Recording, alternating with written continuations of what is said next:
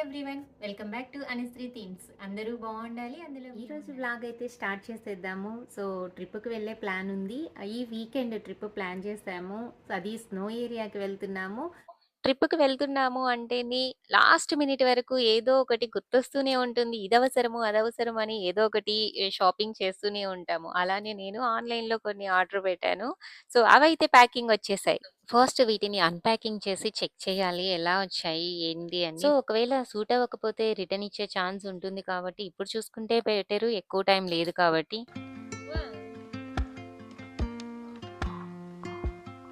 ఏమో అన్‌ప్యాక్ చేసేసాము.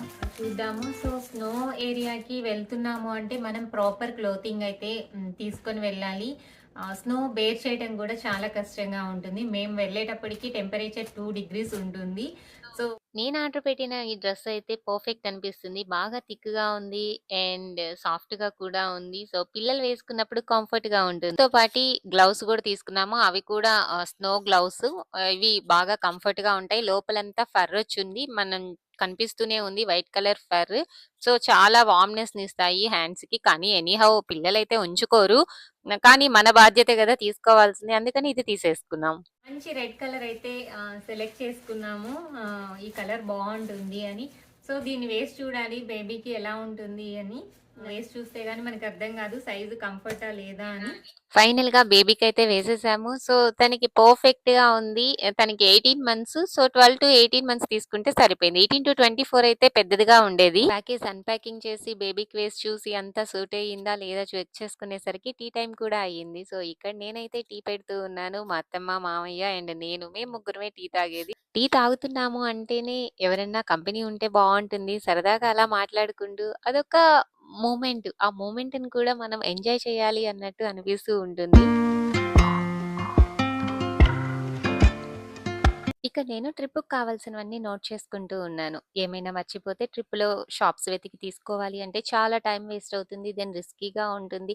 మనం ప్లాన్ చేసుకున్న షెడ్యూల్స్ అన్నీ పోస్ట్‌పోన్ అవుతూ ఉంటాయి. ఇలా చేసుకుంటే స్ట్రెస్‌లెస్‌గా ఉంటుంది అని నేనెప్పుడూ ఇలానే రాసుకుంటూ ఉంటాను. ఏమైనా గుర్తొచ్చినవి.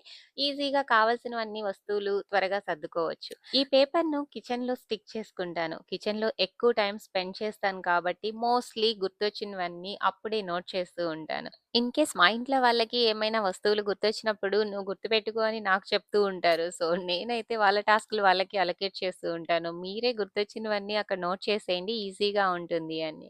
వాళ్ళకి అలవాటవుతుంది కదా! పిల్లలకి ఎలా ప్లాన్ చేసుకోవాలి, ఎలా చేసుకుంటే స్ట్రెస్ లేకుండా ఉంటుంది అని. సో, అందుకని ఇది అలవాటు చేస్తూ ఉంటాను. చాయ్ తాగడం అయితే ఫినిష్ చేసేసాను. సో, ఇక పెద్ద టాస్క్ ఏంటి అంటే బట్టలు సర్దడం. ఎక్కడికైనా వెళ్తున్నాము అంటే ఇదే పెద్ద టాస్క్ అనిపిస్తూ ఉంటుంది. ఏ బట్టలు తీసుకెళ్ళాలి, ఎన్ని రోజులుంటాము, ఎన్ని పెయిర్స్ కావాలి అని అంతా గజిబిజిగా అనిపిస్తూ ఉంటుంది. పెట్టడం, తీయడం, ఈ డ్రెస్ కాదు, ఆ డ్రెస్ కాదు అని. సో, అందుకని నా వరకన్నా సర్దేసుకుందాము త్వరగా అయిపోతుంది అని జెప్పి నేను నావన్నీ పెట్టేసుకుంటూ ఉన్నాను. ఎప్పుడైనా సూట్‌కేసులు సర్దుతున్నాము అనంటే అవి ఎలా ప్లానింగ్‌గా పెట్టడము అనేది ఒక పెద్ద టాస్క్ ఉంటుంది.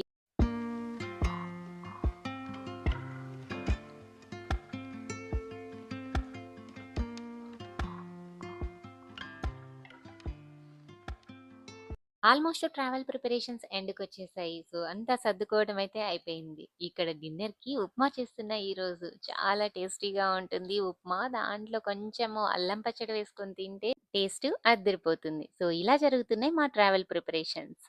So, that's it for today. ఇదేనండి ఇవాల్టి video. Keep watching for upcoming travel videos. Thank you all. Thanks for watching this video. Please like and subscribe this channel.